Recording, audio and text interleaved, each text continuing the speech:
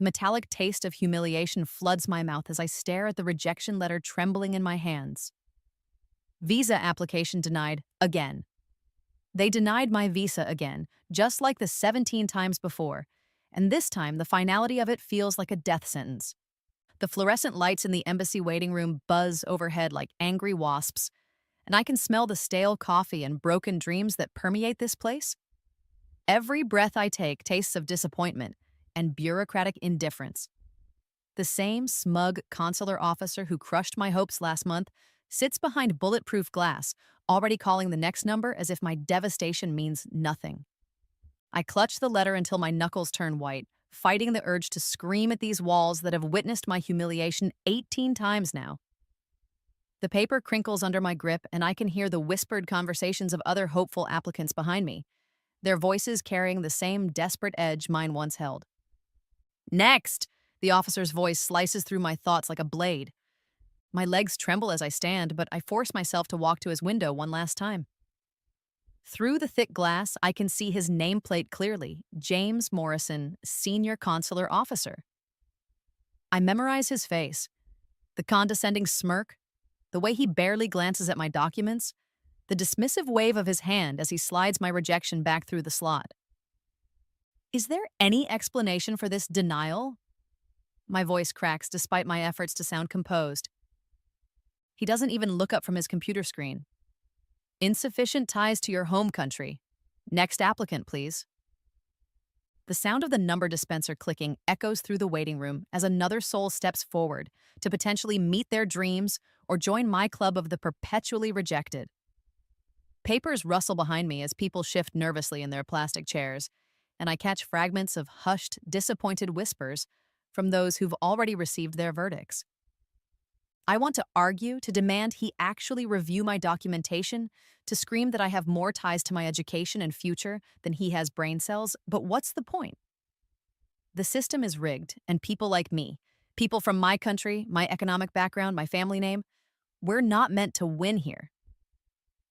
As I turn to leave, my footsteps echo against the marble floor with a hollow finality, but something shifts inside me as I reach the exit. I pause, my hand on the heavy glass door, and look back at that office one more time. I memorize every face in that room, every name tag visible from here, every dismissive gesture and bored expression. This isn't over, I whisper to the empty air, a promise that will come true in ways I can't yet imagine. The autumn wind hits my face as I step outside, carrying with it the scent of dying leaves and the bitter taste of a future that feels increasingly out of reach. But there's something else in that wind today. Something that feels like change approaching, though I don't know it yet. My name is Elena Vasquez, and for 3 years I've been trapped in this bureaucratic nightmare that's slowly strangling my dreams to death. Every rejection feels like another nail in the coffin of the life I was supposed to have, the future I earned but can't claim. The crisp autumn air bites my face as I stumble out of the embassy, but it's nothing compared to the ice that's been growing in my chest with each denial. My breath forms small clouds in the cold, disappearing just like my hopes seem to do every few months when I make this same walk of shame. I was supposed to start my PhD at Cambridge 18 months ago. The acceptance letter still hangs on my bedroom wall, yellowing now like an old photograph of someone else's life. Sometimes I catch my mother staring at it when she thinks I'm not looking, and I can see the guilt in her eyes. Guilt that shouldn't be there because saving her life was worth every sacrifice. Her cancer treatment emptied our savings account like water through a broken dam. 3 surgeries, 6 months of chemotherapy, and countless doctor visits drained everything we had built for my education fund. The irony tastes bitter on my tongue. The daughter who was supposed to lift our family out of poverty became the one who couldn't leave because poverty kept her tethered. Without that student visa, I can't access the full scholarship that would change everything. The university has been patient, but their patience has limits, and those limits are approaching faster than I can find solutions. The rough texture of the brick wall scrapes against my back as I lean against the embassy building, fighting back tears that taste like salt and failure. I pull out my phone with shaking fingers and scroll through the photos from my acceptance ceremony at the local university where I finished my master's degree. Top of my class, summa cum laude, research published in 3 academic journals. None of it matters when the person reviewing your application sees your passport and decides your dreams aren't worth their time. My phone buzzes with a text from my mother. How did it go, mija? I can't bring myself to type the truth, not yet. The lies I tell her are getting harder to maintain, but they're all that's keeping her spirits up during her recovery. She believes in me more than I believe in myself these days, and destroying that faith feels worse than swallowing my own disappointment. A group of successful applicants walks past me, their visa approval letters clutched in their hands like golden tickets. I listen to their excited chatter about flight bookings and dormitory assignments, and I start recording their happiness in my memory alongside every detail of my rejection experience. Someday, I tell myself, someday I'll understand this system well enough to beat it. The bitter taste of tears mixes with the metallic flavor of blood where I've bitten my lip too hard. My hands shake as I start walking home, but it's not from the cold anymore. It's from the rage building inside me like a pressure cooker about to explode. Just as I'm about to cross the street, my phone rings with an unknown number. The caller ID shows a local area code, but something about the timing feels significant, like the universe is about to shift in ways I can't predict. Hello? My voice sounds hollow even to my own ears. Elena Vasquez? This is Dr. Sarah Chen from the International Relations Institute. I received your research proposal about immigration policy reform, and I'd like to discuss an opportunity with you. The world tilts slightly on its axis as she speaks, but I'm too emotionally drained to feel the hope I should. Still, I find myself agreeing to meet her tomorrow, though I can't imagine what opportunity she could offer someone who can't even get a visa to continue her own education. As I hang up, the first drops of rain begin to fall, and I realize I'm standing at the exact intersection where my life is about to change forever, though not in any way I could have anticipated. The truck appears out of nowhere as I cross the street, my vision blurred by tears and rage and the sudden downpour that turned the afternoon dark as my mood. The screech of brakes pierces the air like a banshee wail, but it's too late to matter. Time dilates as I see the massive grille approaching, and my last coherent thought is how fitting it is that my dreams would die the same day I do. The impact sends me flying, and the world becomes a kaleidoscope of spinning sky and concrete. The last thing I remember is the smell of burning rubber mixed with something metallic and warm that I realize must be my own blood. Then everything goes black, and I think this is how stories like mine end. Not with triumph, but with a whimper on a rainy street corner. But death isn't the end. It's a beginning I never saw coming. I wake up in a hospital bed, but something fundamental has shifted in the core of my being. The first thing I notice is that the nurse checking my vitals has kind eyes. And when she speaks to her colleague in what should be rapid, incomprehensible medical jargon, I understand every word perfectly. Not just in English, but somehow I know she could switch to Spanish, French, Arabic, or Mandarin, and I'd understand those too. Her brain activity has been unusual, the nurse murmurs to someone I can't see. The neurologist wants to run more tests when she's fully conscious. The IV drip sounds like a metronome counting down to something extraordinary, each drop marking time until I discover what I've become. My body feels different, not just from the injuries, which seem surprisingly minimal considering what happened, but energized in a way that defies explanation. The antiseptic smell of the hospital mingles with something else, something that smells like possibility and change. When I try to remember what happened, the memories flow through my mind with perfect clarity, each detail crisp and accessible in ways my memories never were before. I can recall not just what happened, but every conversation I overheard in that embassy waiting room, every facial expression, every bureaucratic phrase used to dismiss dreams like mine. Miss Vasquez, can you hear me? A doctor's voice draws my attention, and I turn to see a middle-aged man with gentle eyes and tired features. His badge reads, Dr. Martinez, Neurology. I can hear you, I say, and my voice sounds different too, stronger, more confident. How long have I been here? His eyebrows raise slightly. You've been in a medically induced coma for 6 months. We weren't sure when or if you'd wake up. 6 months. The world has kept spinning while I was unconscious, and somehow I feel like I've been elsewhere, learning things I shouldn't know, gaining abilities that shouldn't exist. The soft cotton sheets beneath my fingers feel more real than anything I've touched before, as if my senses have been amplified along with everything else. Your recovery is remarkable, Dr. Martinez continues, pulling up a chair beside my bed. The accident should have caused severe brain trauma, but your scans show not just complete healing, but enhanced neural activity in areas associated with memory, language processing, and pattern recognition. I nod, absorbing this information while simultaneously understanding the medical terminology he's using, the implications of the tests he's describing, and the legal frameworks that govern patient rights in situations like this. The knowledge flows through my mind like water, finding its level, natural and effortless. Doctor, I say carefully, testing the waters, what's the current status of the International Relations Institute's fellowship program? He blinks in surprise. I'm not sure. Why do you ask? But I already know the answer. Somehow, in this reborn state, I have access to information that should be impossible for me to possess. The fellowship program expanded 3 months ago. Dr. Chen, who called me the day of my accident, has been promoted to department head.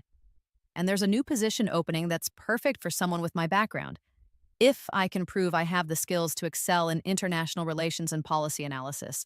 The steady beep of monitors provides a soundtrack to my awakening, but it's not just a physical awakening anymore.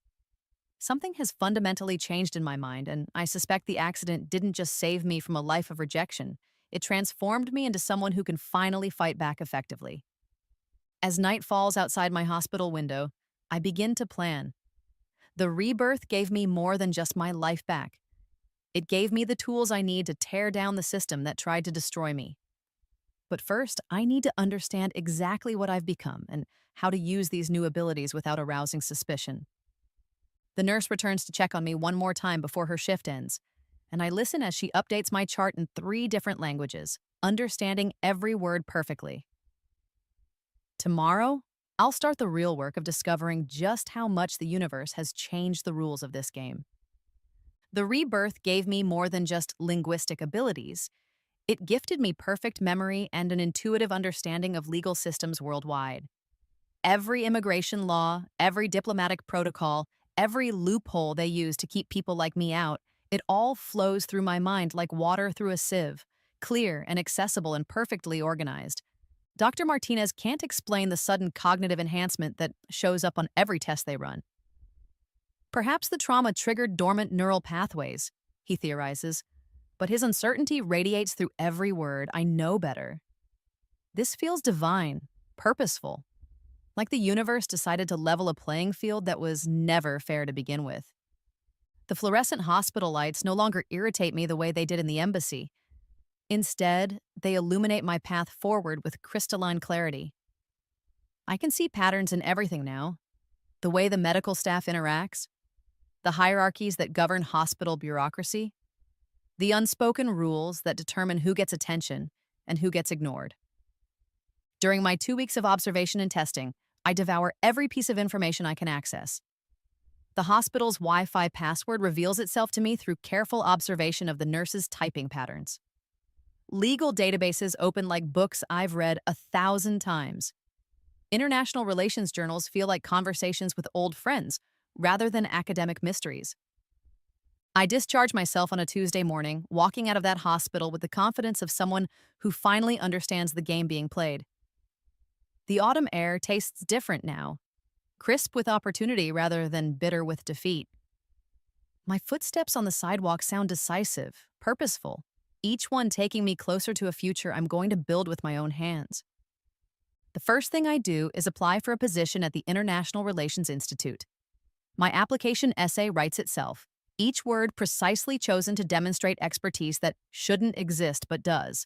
I know exactly what they want to hear because I can see the patterns in their previous selections, the coded language they use to describe their ideal candidates, the subtle biases that influence their decisions. Dr. Chen's office smells like coffee and ambition when I arrive for my interview 3 days later. She's a woman in her 50s with sharp eyes and silver hair pulled back in a way that suggests efficiency without sacrificing elegance. When she speaks, I can hear the careful neutrality she's cultivated to navigate academic politics, but I also detect genuine curiosity about my research proposal. Your thesis on immigration policy reform is remarkably insightful, she says, leaning back in her leather chair. The way you've analyzed the intersection of economic factors and bureaucratic bias suggests a deep understanding of how these systems actually function, rather than how they're supposed to function. I smile, letting a hint of my newfound confidence show through. I've had extensive firsthand experience with the gaps between policy and practice. The click of her pen against her desk provides a rhythmic backdrop as she considers my words. I can sense her making mental calculations about my background, my qualifications, my potential value to their organization. What she doesn't know is that I can read the micro expressions that reveal her decision-making process. We have a junior research position available, she finally says. It would involve analyzing visa approval patterns and policy implementation across multiple consulates. The work requires attention to detail and the ability to identify systemic issues that others might miss. The irony tastes sweet as honey on my tongue. They want to hire me to study the very system that tried to destroy me, not knowing that I understand it better than anyone who's ever worked in this field. The fresh coffee aroma in her office mixes with the scent of justice finally within reach. I'm very interested, I reply, and my voice carries none of the desperation that used to creep in when I spoke about my future. This time, I know I have something valuable to offer. After I leave her office, I spend the evening crafting follow-up materials that demonstrate exactly the kind of analytical thinking they need. Every chart I create, every pattern I identify, every recommendation I make is designed to show them that I don't just understand immigration policy, I understand how to fix what's broken in it. But as I work late into the night, my enhanced memory keeps returning to a voice I recognize from the interview scheduling call. The woman who confirmed my appointment time worked at the embassy that rejected me. Her voice carries the same dismissive undertone I heard 18 times before, and I realize this opportunity might be more interconnected than I initially thought. The crisp paper texture of my research notes feels different under my fingers now. Not like desperate scribbling, but like the foundation of something that will reshape everything I've experienced. Tomorrow, I'll learn whether this position is the key to the justice I've been seeking or just another door that will slam in my face. But this time, I'm not the same person who can be so easily dismissed. This time, I'm someone who understands the game well enough to win it. The irony tastes sweet as honey when I walk into the same building that housed my tormentors, but this time through the employee entrance instead of the supplicant's door. 6 months of strategic networking and flawless performance earned me a junior position in visa processing, exactly where I need to be to understand how the machine works from the inside. My supervisor, Janet Morrison, used to work at the embassy that rejected me. She doesn't recognize me, of course, because people like her never really see people like me when we're on the other side of the bulletproof glass. The air conditioning hums a different tune when you're on the inside of power, and the coffee definitely tastes better when it's free and served in real mugs instead of paper cups.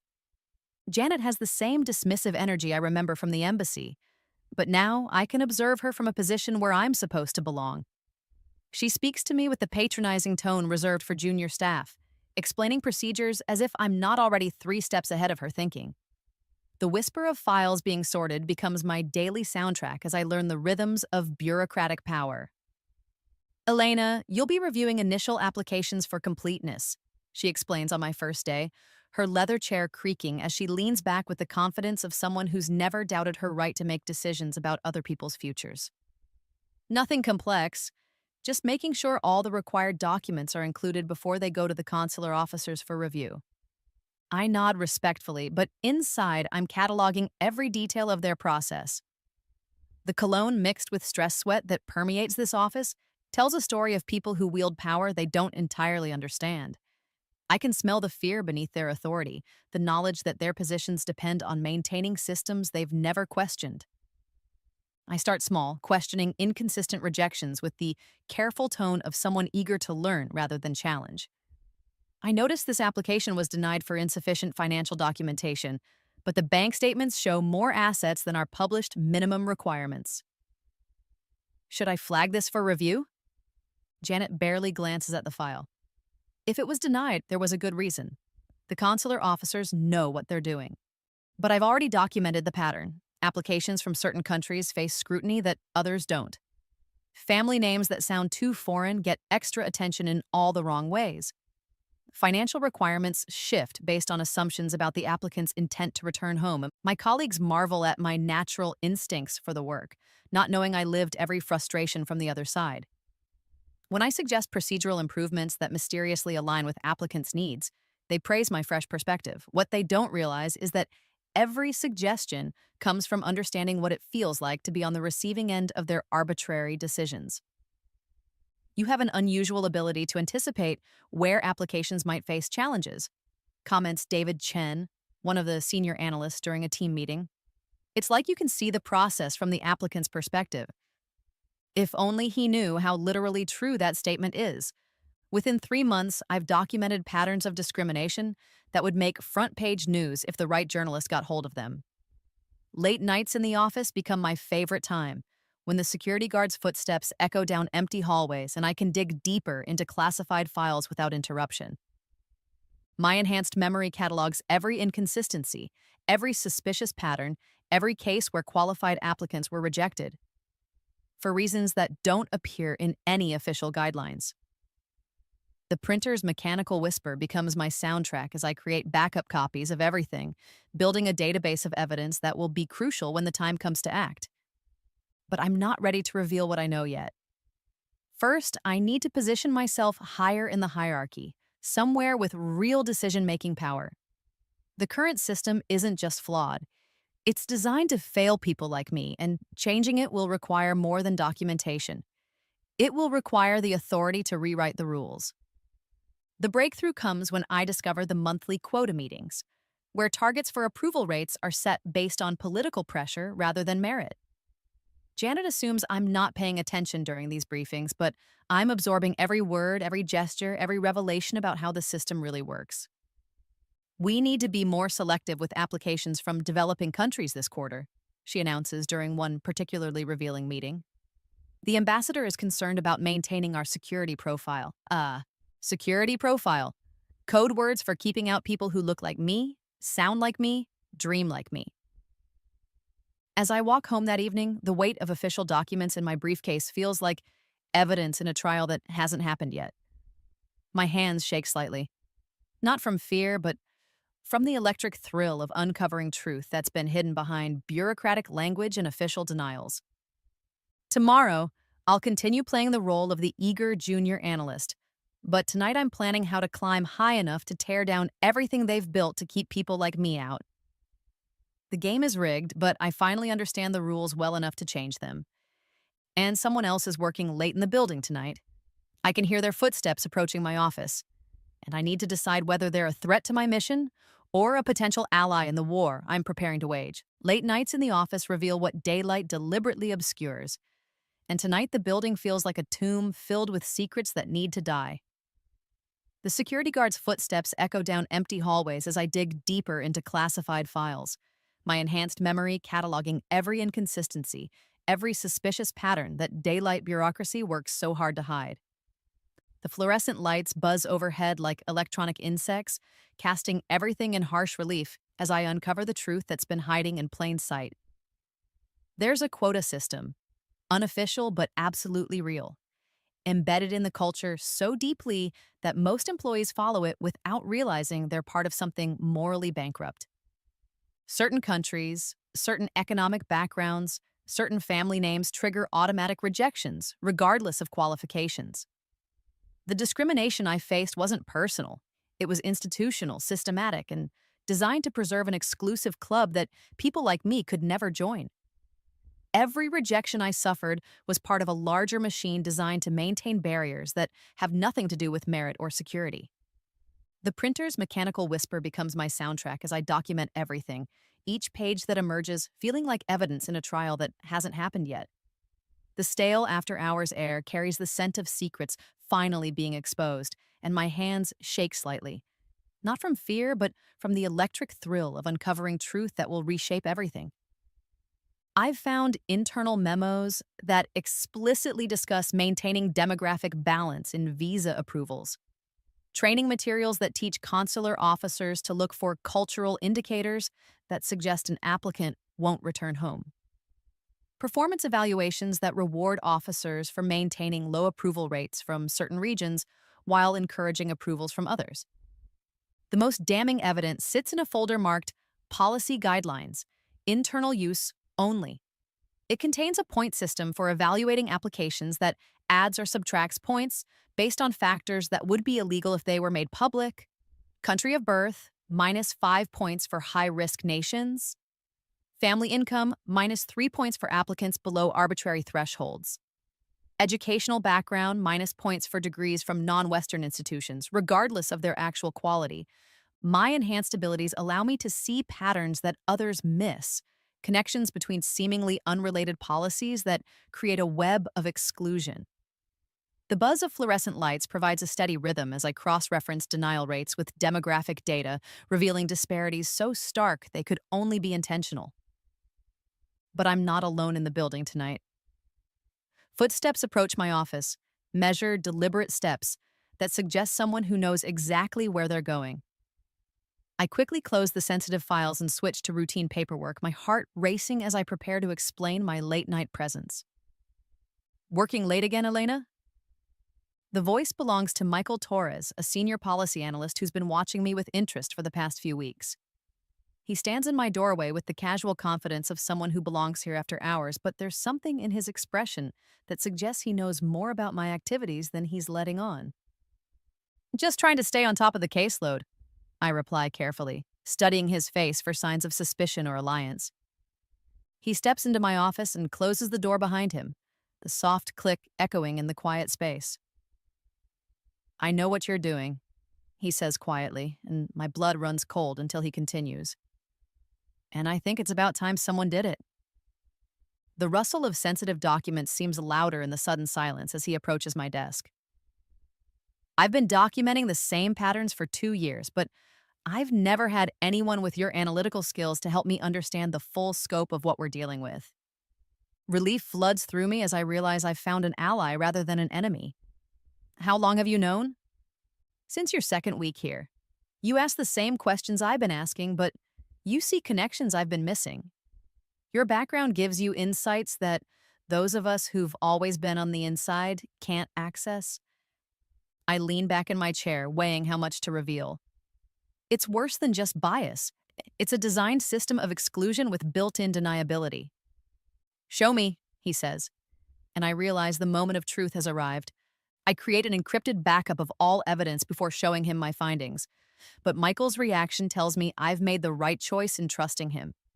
His anger at the documented discrimination matches my own, and his insider knowledge fills gaps in my understanding of how these policies are implemented and maintained.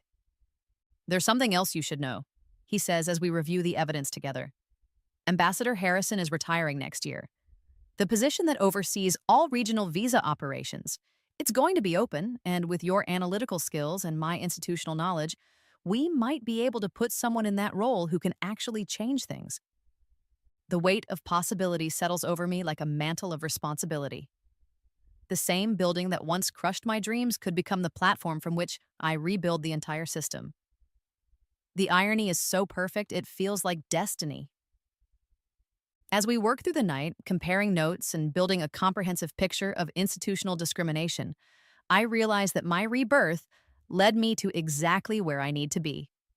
The accident that should have ended my story instead positioned me to rewrite the ending for thousands of people who will face the same barriers I did. But achieving real change will require more than documentation. It will require power, and power requires patience, strategy, and the kind of political maneuvering I'm only beginning to understand. The game is bigger than I realized, but so am I. Ambassador Harrison's retirement announcement sends shockwaves through our department like a political earthquake that rearranges the landscape of possibility. The position oversees visa operations for the entire region, the ultimate position of power in this bureaucratic kingdom that once held me hostage to other people's prejudices. The morning coffee tastes different knowing this opportunity exists, bitter with ambition and sweet with the possibility of justice finally having a seat at the table where decisions are made. Steam rises from my mug like incense offered to the gods of bureaucratic change, and I can smell the shift in office dynamics as everyone begins calculating their chances. My enhanced abilities make the complex application process feel like child's play, each requirement falling into place with preternatural ease. Every essay question about diplomatic philosophy, every interview scenario about crisis management, every diplomatic challenge they present, I navigate them with the confidence of someone who understands not just the technical aspects, but the human cost of every policy decision. The selection committee's impressed murmurs follow me through the halls like a Greek chorus celebrating my inevitable ascension. Department heads who barely acknowledged my existence 3 months ago now stop to discuss policy analysis with me, their voices carrying the respectful tone reserved for recognized experts. Your presentation on systematic bias and application review was extraordinary, Dr. Chen mentions during one of these encounters. The way you documented patterns that others missed suggests exactly the kind of analytical thinking we need in leadership positions. But I'm not the only candidate with ambitions for this role. Victoria Sterling, daughter of former Ambassador William Sterling, leverages her family's influence, while I rely on pure competence. The contrast energizes me. I've always performed better when the odds seemed stacked against me, and this challenge feels like a final exam in everything I've learned about how power really works.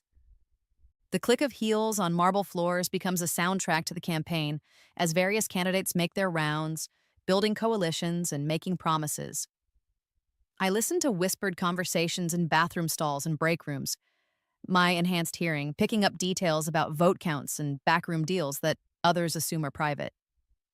Victoria's strategy relies on name recognition and traditional networks, but mine focuses on demonstrating competence that can't be ignored. When I present my policy reform proposals to the selection committee, I don't just identify problems. I provide detailed implementation plans that show exactly how to fix them. Your understanding of process improvement is remarkable for someone with limited administrative experience, comments Senator Martinez during one of the formal interviews. How do you account for this depth of insight? I've spent considerable time studying the gap between policy intentions and practical outcomes, I reply, which is true in ways he'll never understand.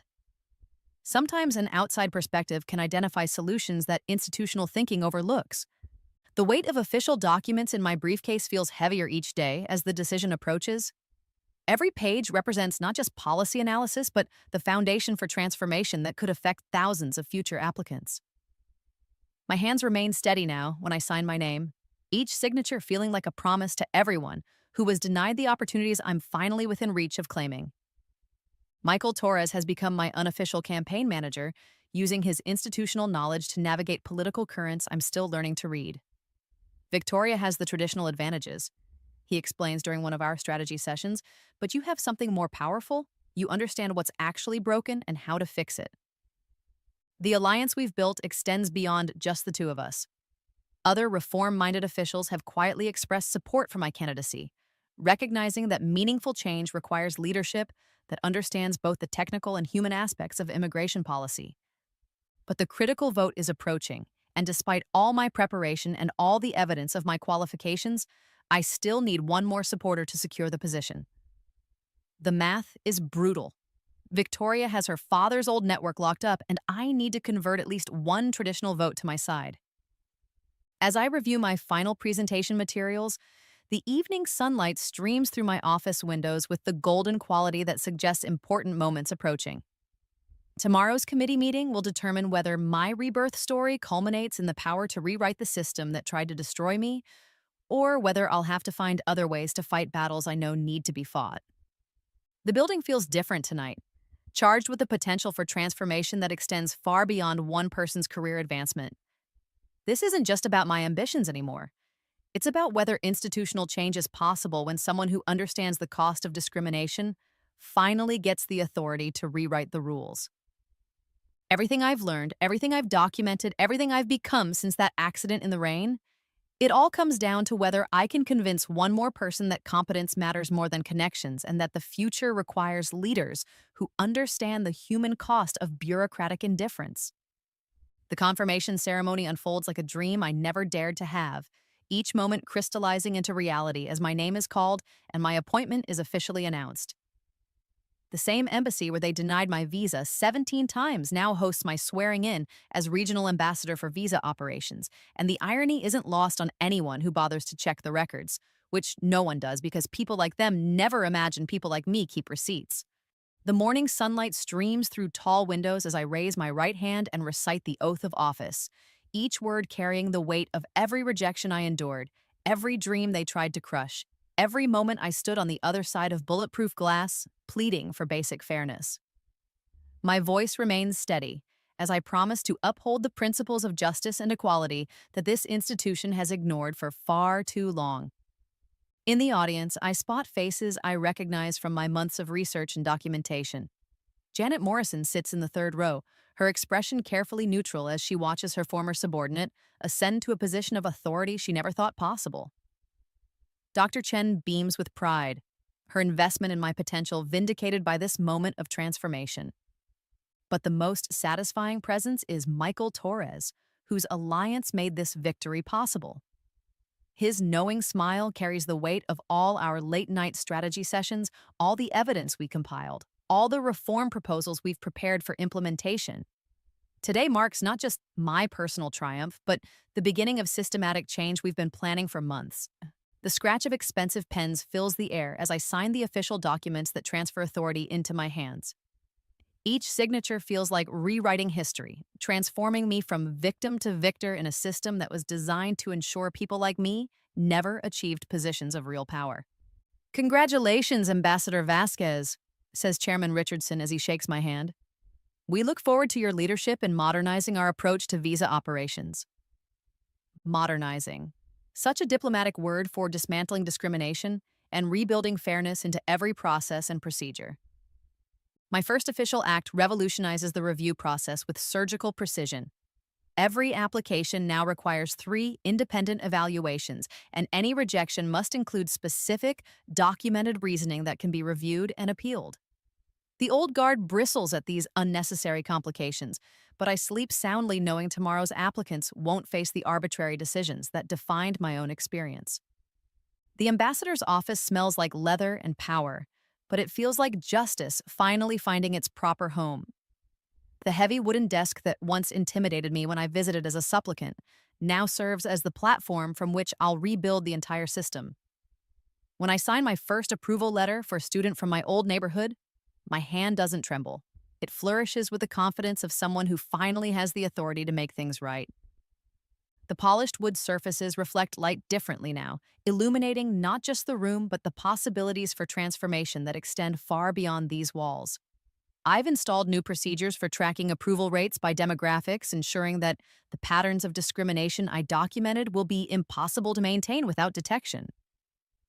The changes you're implementing are quite comprehensive, observes Director Walsh during our first staff meeting. Some of the senior officers are concerned about the additional documentation requirements. Transparency and accountability shouldn't be concerns for officers who are making fair decisions, I reply, letting my meaning settle over the room like truth finally given voice. The weight of official seals feels different in my hands now. Not like barriers to be overcome, but like tools for building the fairness that should have existed all along. Every policy memo I approve, every procedure I modify, every training update I authorize carries the DNA of someone who understands both the technical requirements and the human cost of getting these decisions wrong. But my transformation isn't complete yet. Real change requires more than just new procedures. It requires changing the culture that allowed discrimination to flourish in the first place. And that means confronting the people who built and maintained the system that tried to destroy me. As I settle into my new role, the evening light filters through my office windows with the promise of battles yet to be fought. My first major challenge arrives sooner than expected, in the form of a familiar name on the rejection pile that will test whether I've truly gained the power to rewrite the rules, or whether the old systems still have ways to protect their own. The application on my desk makes me pause mid-sip of my morning coffee, the familiar name jumping off the page like a ghost from my past demanding attention. Victoria Sterling, my former rival for the ambassadorship, now needs a visa for a lucrative position in Geneva, and her arrogant assumption of approval radiates through every perfectly formatted page. The morning sunlight streams through my office windows differently now, illuminating not just my desk, but the full circle this moment represents. Her application landed here through the same system that once crushed my dreams, but now I hold the authority to ensure that merit, not privilege, determines the outcome. My enhanced memory recalls every detail of our previous encounters with crystalline clarity, every condescending comment during our interview processes, every time she suggested I wasn't ambassador material, every casual dismissal of my qualifications while she leaned on her family name like a crutch. The irony tastes sweeter than honey as I review her documentation with the same scrutiny applied to everyone else. Victoria's resume reads like a monument to mediocrity dressed in designer clothing. Her previous position at the State Department was clearly a family favor. Her published work shows no original thinking, and her references all trace back to her father's old network rather than independent professional achievements. The qualifications that she assumed would guarantee approval fall short of the published standards we now consistently apply. The review process I established treats her application with mathematical precision, no special considerations granted, despite the sterling name that once opened every door. The weight of the official stamp feels satisfying in my hands as I prepare to deliver a decision based purely on merit, something she's never experienced in her privileged life. But first, I want to savor this moment of cosmic justice. I pick up my phone and dial her number, listening to the confident ring that suggests she's expecting good news. When she answers, her voice carries the entitled certainty of someone who's never doubted their right to whatever they want. Victoria, this is Ambassador Vasquez calling about your visa application. The slight pause tells me she's processing the unexpected formality of my tone. Elena, I was hoping to hear from you. I assume everything's moving along smoothly. Actually, I need to discuss some concerns about your application. Would you be available to meet in my office tomorrow at 2 o'clock? The rustle of papers on her end suggests she's checking her calendar, but I can hear the first notes of uncertainty creeping into her voice. Concerns? What kind of concerns? I think it's best if we discuss them in person. I'll see you tomorrow. I hang up before she can protest, letting her spend the night wondering what could possibly go wrong for someone with her connections. The antiseptic smell of the office building carries a different meaning now, not the sterile environment of institutional indifference, but the clean scent of a system finally being disinfected. The next day arrives with the crisp clarity of autumn air carrying the promise of change. Victoria appears at my office door exactly on time, her designer suit and perfect makeup unable to hide the anxiety that radiates from her like heat waves. She's clearly spent the intervening hours trying to figure out what leverage she might need to use, not realizing that leverage means nothing when the decision-maker finally understands the game. Please, have a seat. I gesture to the chair across from my desk, the same type of chair where I once sat as a supplicant, begging for fairness from people who had already decided I didn't deserve it. She settles into the chair with practiced elegance, but I can smell her expensive perfume mixed with the sharp scent of desperation that money can't mask. Elena, I'm sure whatever concerns you have, we can work them out quickly. The Geneva position starts next month and your application has been denied. I interrupt, sliding the official letter across my desk with the same casual dismissal she once showed to people like me. The silence that follows is so complete, I can hear the hum of the building's ventilation system, the distant sound of phones ringing in other offices, the whispered conversations of people whose lives aren't being upended by bureaucratic decisions. Victoria's face cycles through shock, disbelief, and then anger as she processes what she's hearing. That's impossible, she finally manages. Do you know who I am? My father was an ambassador for 20 years. I have references from... I know exactly who you are, I reply, my voice carrying the steady confidence of someone who's finally in control of their own story. The question is, do you know who you're talking to? The recognition dawns slowly across her face as I hand her copies of my old rejection letters, all 17 of them, each one a monument to the system's arbitrary cruelty. The paper feels different in my hands now, transformed from weapons of humiliation into trophies of triumph that prove justice sometimes finds a way to balance the scales. Elena Vasquez, she whispers, and for the first time in our acquaintance, she says my name with something approaching respect instead of dismissal. The same Elena Vasquez, who was denied a visa 17 times by a system that valued connections over competence, I confirm. The same person you suggested wasn't ambassador material during our interview process. She looks down at the rejection letters with the same hollow expression I once wore when facing similar decisions. But my qualifications are insufficient according to the same standards applied to every applicant. Your previous position shows no independent achievements. Your published work lacks original contribution. Your references all trace back to family connections rather than professional merit. I let each point sink in before continuing. In short, you've never earned anything on your own, and this position requires someone who understands what merit actually means. The meeting ends with her understanding that excellence, not entitlement, determines approval in my embassy. As she gathers her dignity and prepares to leave, I notice the same defeated slump in her shoulders that I once carried through these halls, the universal posture of someone whose assumed future has just evaporated. But this story isn't about revenge, it's about transformation. By evening, I've approved applications from 12 qualified candidates who might have been rejected under the old system. Each signature feels like a small act of liberation, not just for them, but for everyone who comes after them. A brilliant Pakistani engineer who will revolutionize renewable energy. A Honduran medical student who will return home to serve rural communities. A Nigerian artist whose work will bridge cultural divides.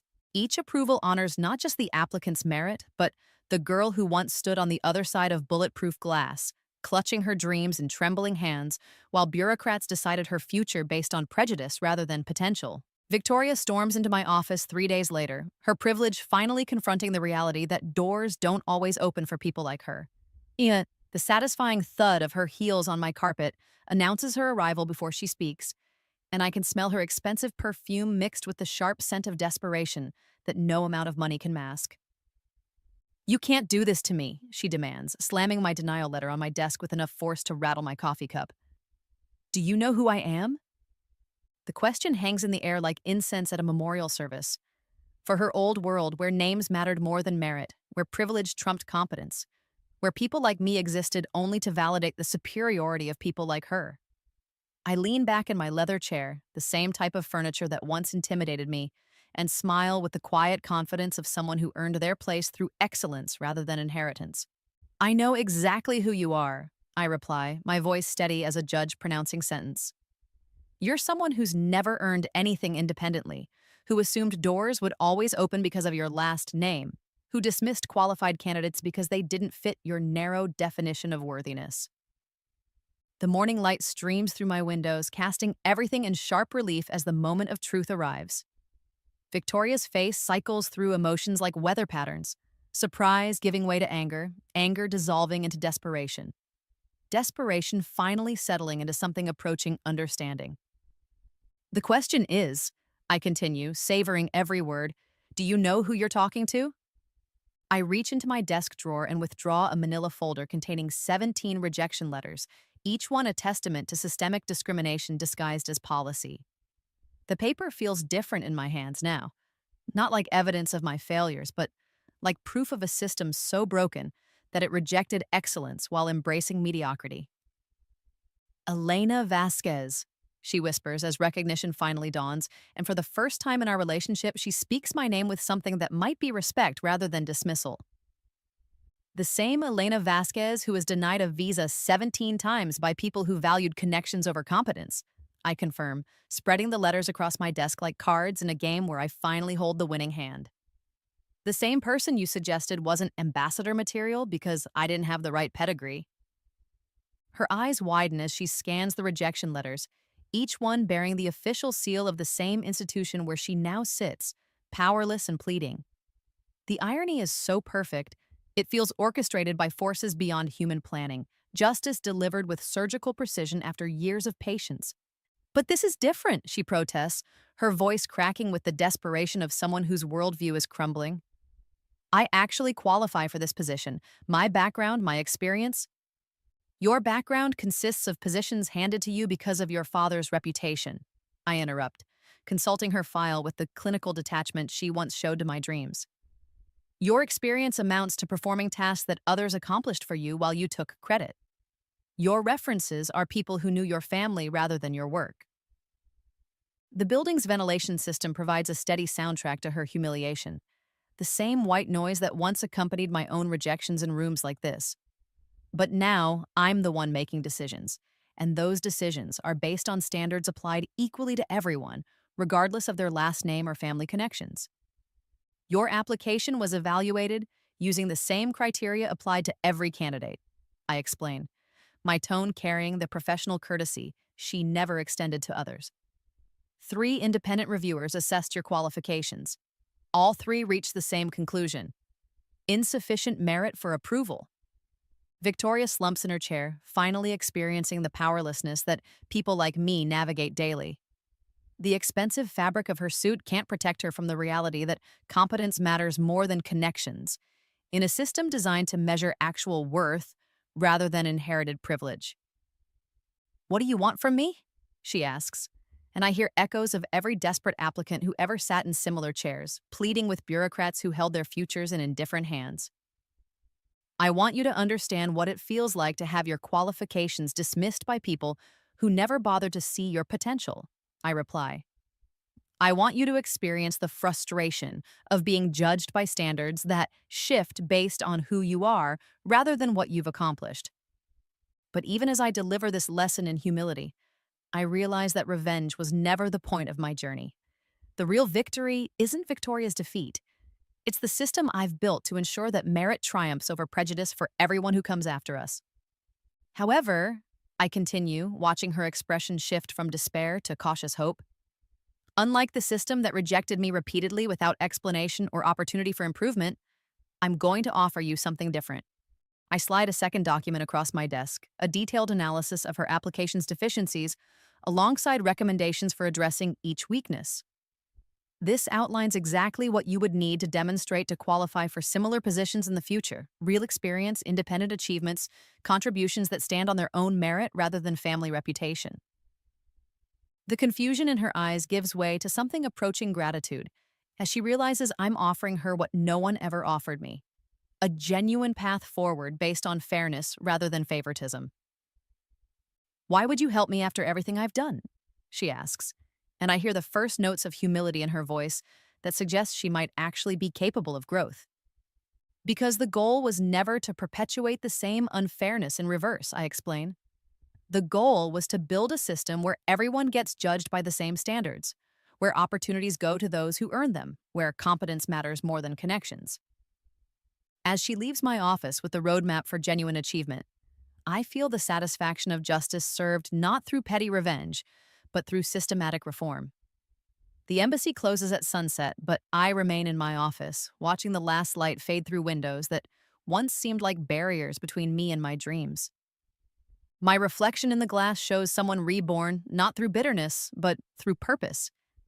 The accident that should have ended my story instead transformed me into someone capable of rewriting the rules for everyone who faces the same barriers I did. Tomorrow brings new applications, new opportunities to ensure that merit triumphs over prejudice, new chances to prove that systems can change when the right people finally get the power to fix what's broken. Each approval I grant honors not just the applicant's qualifications, but every person who was rejected by a system that valued the wrong things. The cycle is complete, but the work continues. In this rebirth, I didn't just gain power, I gained the responsibility to use it wisely, to build something better than what existed before, to ensure that the girl who once stood on the other side of bulletproof glass becomes the last person to face such arbitrary cruelty. The weight of authority settles over me like a mantle of purpose as evening falls over the embassy. Each light that goes out in the building represents another day of progress toward a system that actually serves justice rather than perpetuating privilege.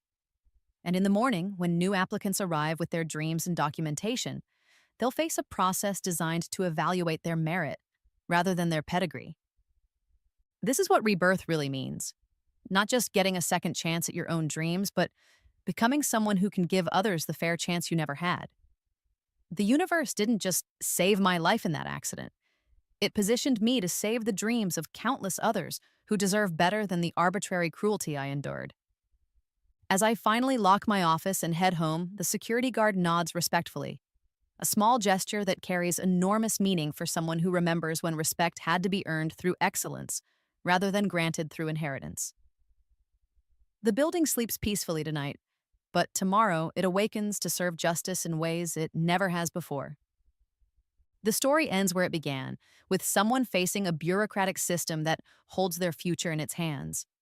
But now, for the first time in this institution's history, that system is designed to recognize merit rather than privilege, to reward competence rather than connections, to serve justice rather than perpetuate inequality. And every approval I grant, every fair decision I make, every barrier I remove echoes with the promise that no one else will have to endure what I did. The tables haven't just turned, they've been rebuilt entirely, creating a level playing field where dreams can flourish based on the strength of their foundation, rather than the status of their dreamer. This is my rebirth story. From victim to victor, from rejected applicant to fair arbiter, from someone crushed by an unjust system to someone who rebuilt that system to serve actual justice. The girl who once trembled while holding rejection letters has become the woman who ensures such letters are only issued when truly warranted, based on standards applied equally to everyone. The embassy doors that once seemed impenetrable now open to welcome everyone who has earned their place through merit rather than inheritance. And in that transformation lies the true victory. Not just personal triumph, but systematic change that honors every dream deferred and every hope dismissed by people who confused privilege with worth. The accident reborn me into someone who could finally fix what was broken. The visa they denied me 17 times led to a position where I could ensure such denials are based on fairness rather than prejudice. And the humiliation I endured became the foundation for empathy that guides every decision I make. Sometimes the universe takes everything away just to give you the power to rebuild it better than it was before. This is that story, a reminder that justice delayed isn't always justice denied, especially when you're reborn with the abilities to deliver it yourself.